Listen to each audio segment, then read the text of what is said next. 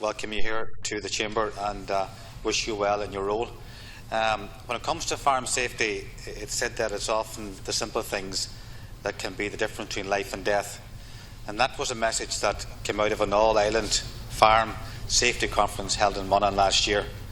One farmer told how he had lost his leg after a piece of his overalls got tangled in a diet feeder, and subsequently the leg was gone. It's never happens to me is another old adage that is often said when it comes to accidents, but unfortunately we know too well it can. When it comes to participation in farm safety events, however, it's the farmers that aren't in the room are the ones that we need to target. The typical Irish adage of sure it'll not happen to me needs to be put aside once and for all.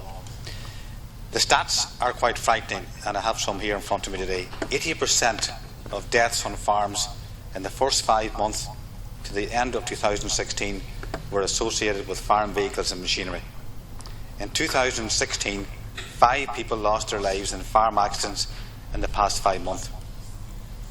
Over the last 10 years, fatal accidents involving children were associated with tractors 75%, falls or collapses 17%, and drownings 8%.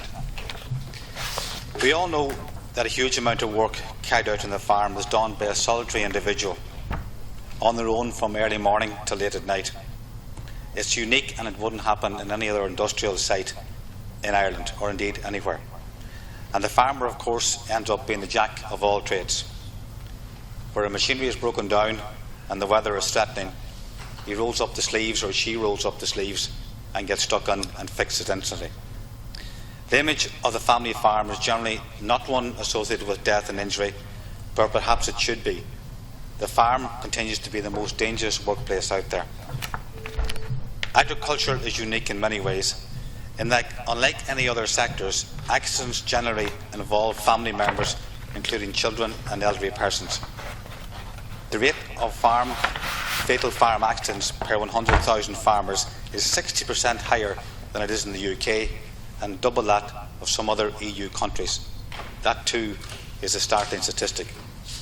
Over 50% of fatal accidents in the Irish workplace in 2014 occurred on farms, despite only 5% of the Irish workforce being engaged in agriculture. In addition, it is estimated that in excess of 3,000 individuals are injured in farm accidents on a yearly basis in this country. There's no comfort zone in these figures, and no rose-tinted glasses can hide these facts. Death and injury on our farms is first and foremost a tragedy for all those involved, and indeed their families. Many farm families in this country have experienced very traumatic and life-changing accidents, and they will live with that reminder for the rest of their lives. They stay on that site forever, and every morning they wake, there's a constant reminder of it. Year-on-year statistics clearly show that age is also a major contributing factor in farm accidents in Ireland, with an average age of an Irish farmer now standing at 57 years of age and rising. Recent work by Teagasc show that the age profile of families on Irish farms is changing. The older farmers face a higher risk of farm occupation death than younger farmers, and for the foreseeable future, the profile of Irish farmer is going to get older. Older farmers are less likely to have received any formal training on health and safety, or less likely to attend courses on farm safety. These are the people that we need to target. Farmers and farm families contribute a great deal to the health of our economy, and indeed to the social cohesion of rural Ireland. To implement the kind of changes that can minimise the risks of those who live on farms and assist farm families in coping with the consequences. The challenges here lie in striking a balance between the considerable financial and regulatory obligations on farmers and the need to foster behavioural change required to reduce farm accidents and fatalities.